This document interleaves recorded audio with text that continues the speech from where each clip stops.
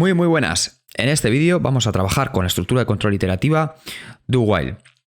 En el anterior vídeo vimos la estructura while y en este vamos a comprobar cómo trabaja la estructura do-while y las diferencias que tienen entre ambas. Como os comenté, estructuras de control iterativas tenemos básicamente tres, que es el for, la estructura while y la estructura do-while. En anteriores vídeos vimos la estructura, en primer lugar, la estructura for y posteriormente la estructura while. Y en este vídeo vamos a ver la estructura do-while y además vamos a compararla con la anterior, con la estructura while.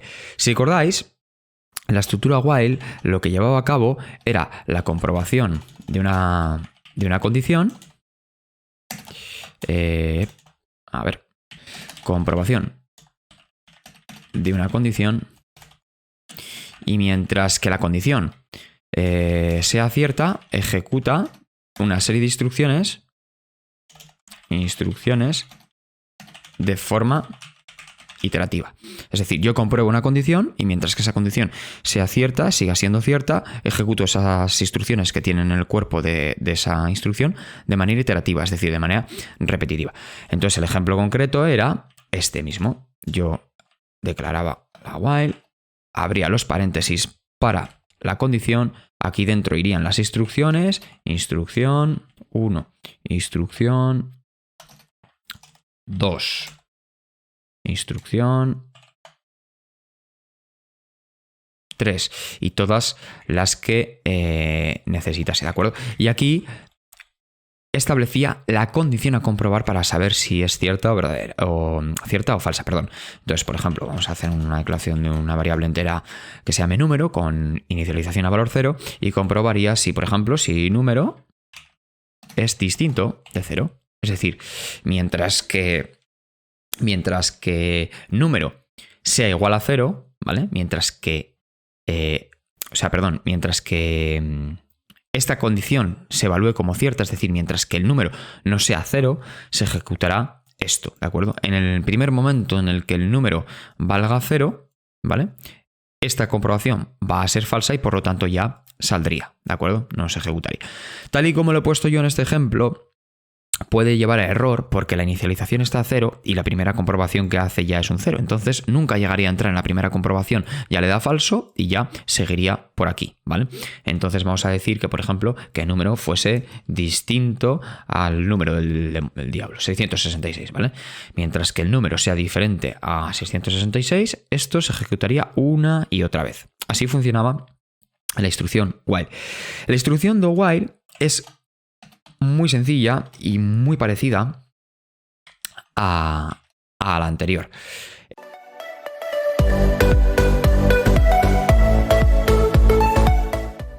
Se lleva a cabo una serie de instrucciones, se ejecutan unas instrucciones de manera iterativa y después se comprueba una condición. Como estáis viendo, el resumen de estas dos instrucciones es diferente y está en que en el caso del while primero comprobamos la condición y luego trabajamos, y en el caso del while primero trabajamos y luego comprobamos. Ahora vais a verlo cuando yo genere la estructura do while.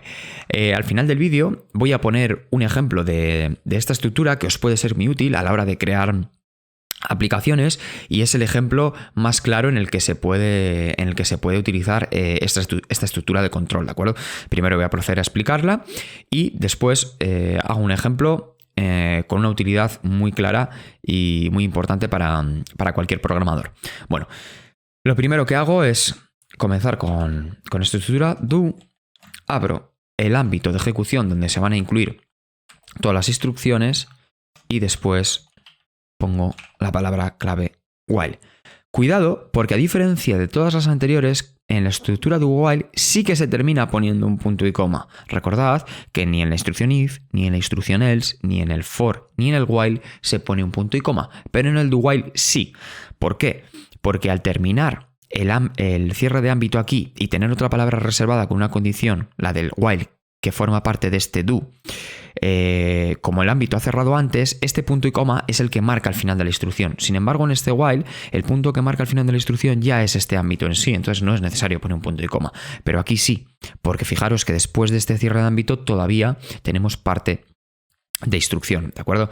Entonces aquí vamos a poner que do while, vamos a poner la misma condición, que mientras que el número sea distinto de 666, que se generen determinadas instrucciones. Pues por ejemplo, la primera de ellas es, vale, no es el número prohibido, el 666, ¿vale?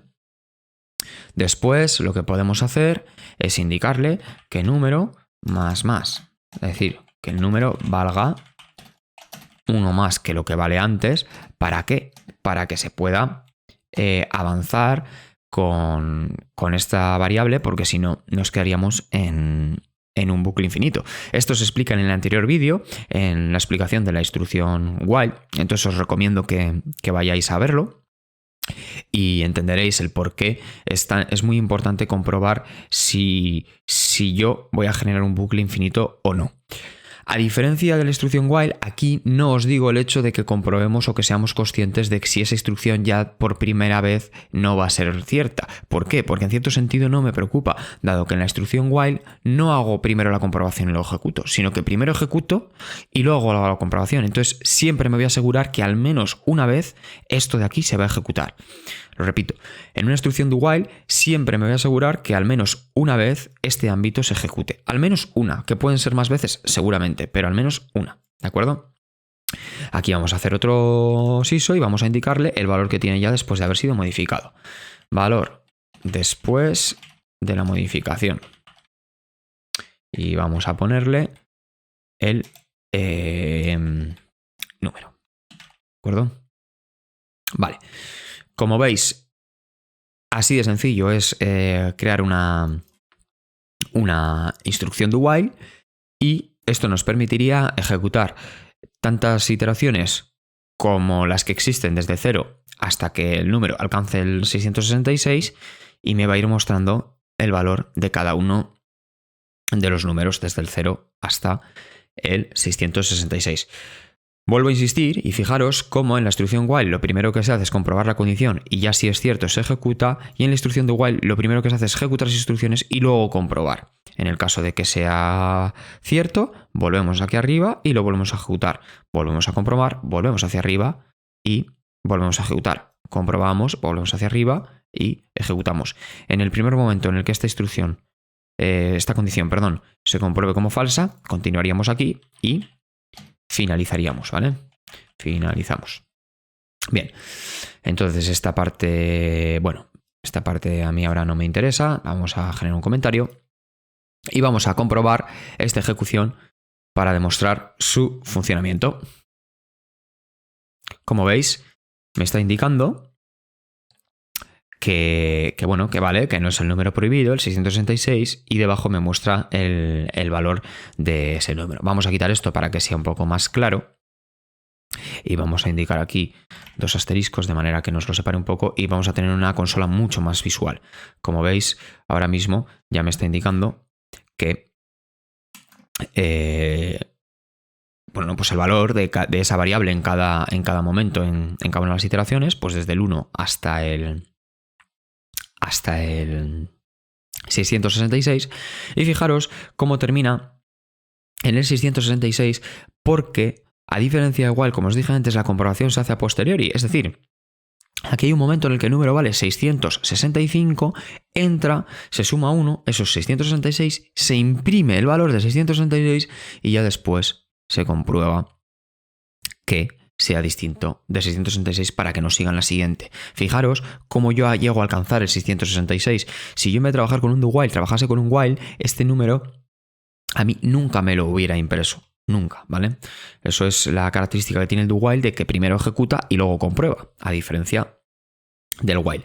También me sucede por el otro extremo, con el caso del 0, la misma situación. Yo nunca voy a imprimir un 0 porque aunque hay una situación en la que se entra aquí con el número igual a 0, que es justamente la primera de ellas, la primera impresión ya la hago después de haber hecho una suma número, de manera que siempre voy a comenzar desde el 1, ¿de acuerdo? Bueno, pues hago un pequeño impasse para recordaros que si os resulta interesante el contenido de los vídeos, que le deis like, os estoy muy agradecido. Y si os gustan los tutoriales y el contenido que veis, suscribiros para no perderos futuros vídeos. Además, si me queréis comentar en los vídeos, aprovechar los comentarios para pedirme ayuda, alguna duda o cualquier ejercicio, pues estaré encantado de ayudaros. Vale, una vez visto esto, voy a poner un ejemplo y un caso práctico muy útil de la instrucción do while que cualquier programador utiliza a lo largo de su vida profesional en muchísimas ocasiones, ¿vale? En esta ocasión lo que vamos a hacer es comprobar si la introducción de un formulario es correcta. Comprobación y validación. Comprobación y validación de formulario. Vamos a borrar esto de aquí. Bueno, esto lo vamos a dejar. Esto lo voy a borrar. Y esto de momento lo voy a dejar así a la mitad. En esta comprobación y en esta validación de un formulario, lo que vamos a hacer es pedir un salario. Vamos a solicitar un salario.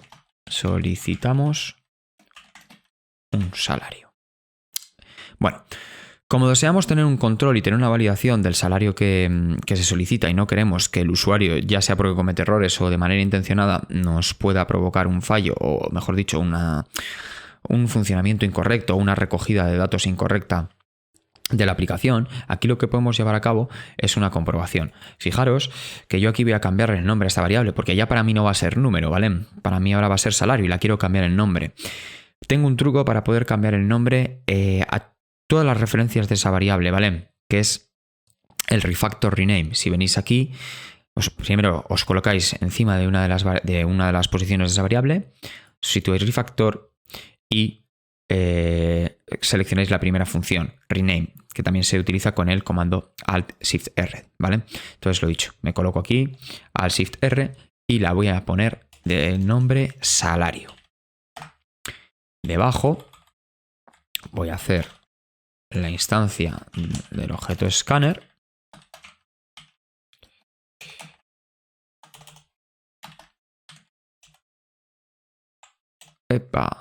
system in punto y coma y aquí abajo teclado punto close. Muy bien, lo dicho, voy a hacer una comprobación y una validación de un formulario y por lo tanto vamos a solicitar su salario, ¿vale? Lo primero que voy a hacer aquí, bueno, esto lo voy a hacer después. Lo primero que voy a hacer aquí va a ser llevar a cabo la recogida de ese salario. Por lo tanto, salario es igual a teclado punto next y voy a escoger un tipo double por si acaso el usuario me introduce un número real. Esto, fijaros cómo me saca un error y me obliga a indicar que la variable es de tipo double.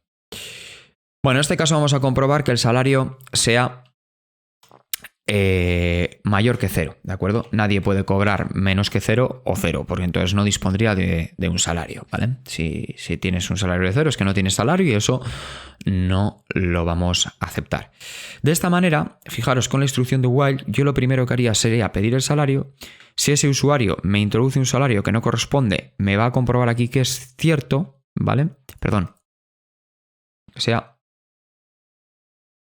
estoy indicando que el salario sea mayor que 0. Entonces, justamente estoy haciendo todo lo contrario, ¿vale? Lo que voy a hacer aquí es negar esto. Yo lo que me interesa es todo lo contrario. Entonces, hago la negación. Fijaros cómo he comprobado que el salario sea mayor que 0, ¿vale? Cuando el salario fuese mayor que 0, por ejemplo, fuese 1000, esto sería true, ¿vale? Y a mí no me interesa que si el salario sea mayor que 0 fuese true, me interesa que sea false, porque así saldría del do while. Entonces lo que hago es utilizar el operador de negación, que lo tenéis en el vídeo de expresiones booleanas y de puertas lógicas que tenéis en el canal. Lo que hago es con esta exclamación negarlo para que cuando el salario sea correcto, es decir, cuando el salario sea positivo, cuando el salario por ejemplo sea 1000, esta exclamación lo niegue, aquí el while evalúe un false y siga para adelante. ¿Por qué? Porque para mí 1000 es un salario válido.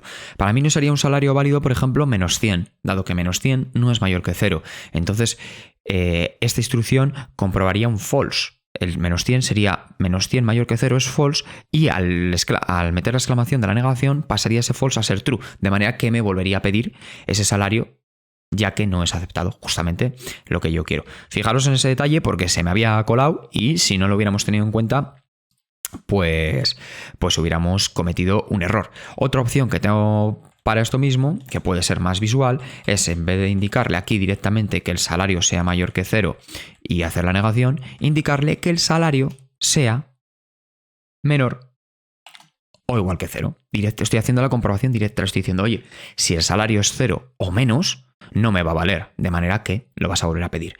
Bueno, me falta por aquí hacer el SISO en el que le indicamos al usuario, por favor, introduce tu salario. ¿De acuerdo? Bueno, una vez que tendríamos esto, podríamos ejecutar este programa y comprobar su funcionamiento.